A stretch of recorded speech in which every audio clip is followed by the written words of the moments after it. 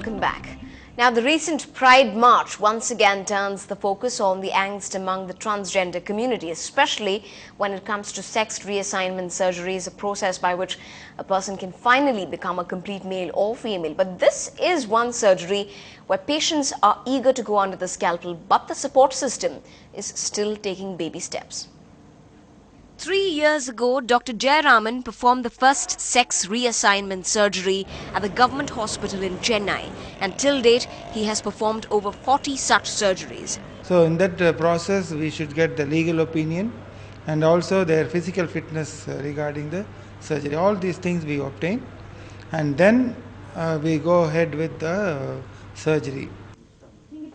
The deep urge to transform from male to female comes with a huge price tag, costing anywhere between 1.5 lakhs and 5 lakh rupees in private hospitals. It is done free of cost in government hospitals, but there is a long queue. It's left up to an individual to decide whether to focus on anatomy or focus on quality of life.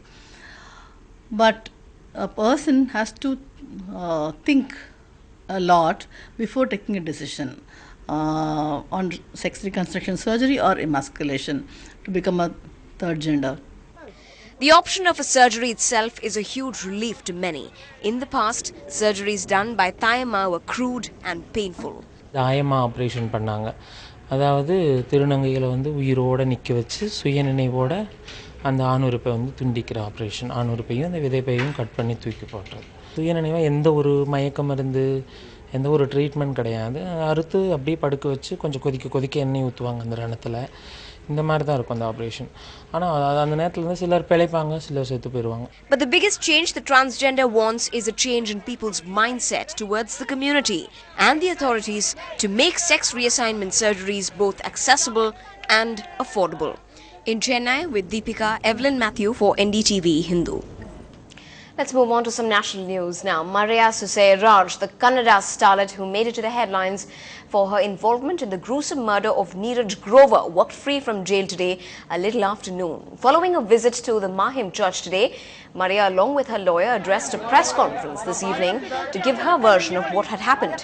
Grover's lawyer clarified, in fact, Maria's lawyer had clarified that Neeraj's body was not hacked into 300 pieces like the police claimed, but into 4 to 5, and added that Maria was shocked by the conviction.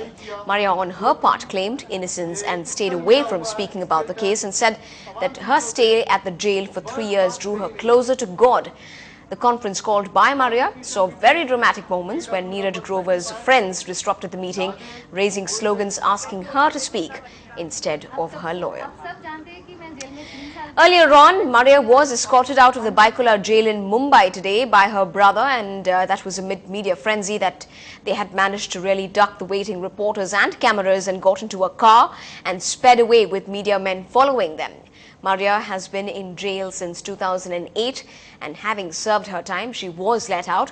It was her confession that in fact proved rather crucial in determining the outcome of the case. In her confession, she did state that Neeraj was killed by Jerome in front of her. The co-accused, Jerome Matthews, was sentenced to 10 years in jail for murder, out of which he's already served 3 years. He was charged for culpable homicide not amounting to murder. In some more national news, ahead of the all-party meeting on the Lokpal bill, Team Anna met Congress President Sonia Gandhi today. Emerging from the meeting, Anna Hazare said the talks had been productive and several areas of differences on the Lokpal bill were conveyed to Ms. Gandhi. He also said that the right draft of the Lokpal bill should be sent to the cabinet.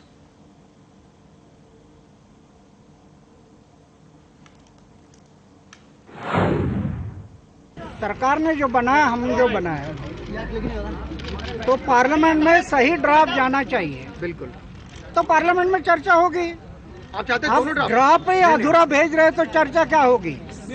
अभी जो वो draft सही भेजने के लिए हम जो government को बताया कि अगर ये सही ड्राफ्ट नहीं जाता तो 16 तारीख को जंतर मंतर पर अनशन होगा। सोनिया जी ने बता दिया, आपने बताया कि वो ड्राफ्ट सही जाना चाहिए। पार्लियामेंट में जाने के बाद फिर हमारा कोई प्रेशर नहीं, हम उससे कोई नहीं कहेंगे कि लोकशाही का हम स्वीकार किया है। पार्लियामेंट के अपोजिट में कैसे जा सकते हैं? पार्लियामेंट जो राय लेगी उसी के मुताबिक होगा, वो हम मान लिया है।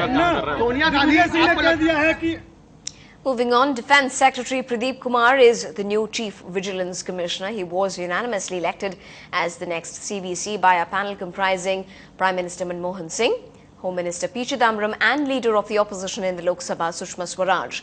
The post has been vacant since April after the Supreme Court quashed the appointment of P.J. Thomas.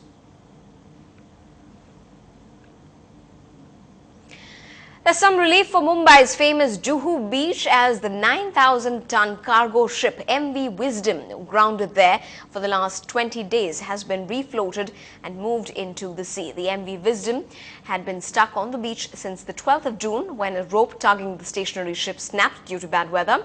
It had got beached at Juhu, but 3 attempts to salvage the ship during the high tide failed, sparking concerns about the environmental impact of the grounded ship on Juhu beach. Luckily, the ship was finally tugged away today by the international salvage company Smith Salvage.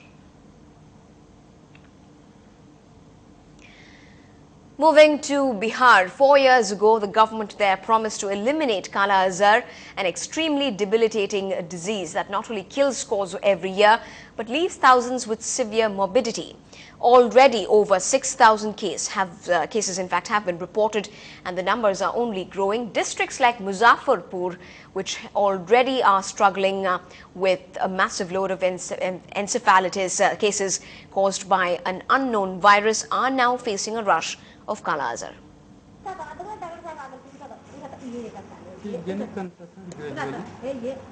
For over a week, 5-year-old Pinky has had high fever, diarrhea and skin rashes.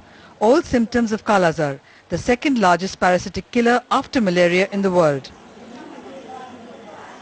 Like her, 62 others are also being treated at the Government Medical College and Hospital. Bihar accounts for 60% of all Kala Azar cases in India. Till March this year, a phenomenal 6,302 cases were reported along with 12 deaths. The total number of cases of Kala Azar is increasing. So this is the time again to act very energetically, very intensively, otherwise it will lead to a big epidemic. In 2005, the Bihar government had promised to eliminate Kala Azar in the state by 2010. Instead, its own data shows that cases have shot up significantly over the last 2 years. In 2009, 21,318 cases of Kala Azar were reported. 80 died. In 2010, it rose to 23,084, while 95 died. But these figures may be just the tip of the iceberg. Many cases may be going unreported. Surprisingly, Bihar government hasn't got epidemiologist regular, hasn't got entomologist. Those facilities should be strengthened. Kala Azar is often described as a poor man's disease, which is probably why not much attention is being given to control it. Most people in the affected regions live in mud houses with straw roofs that allow sandflies, carriers of the parasite, to breed easily. With no prevention measures like insecticides being sprayed regularly, there is little hope of controlling, let alone eliminating Kala Azar in the state. In Muzaffarpur, Mahua Chaudhary for NDTV. When we come back right away in a hashback with A.R. Rahman playing DJ.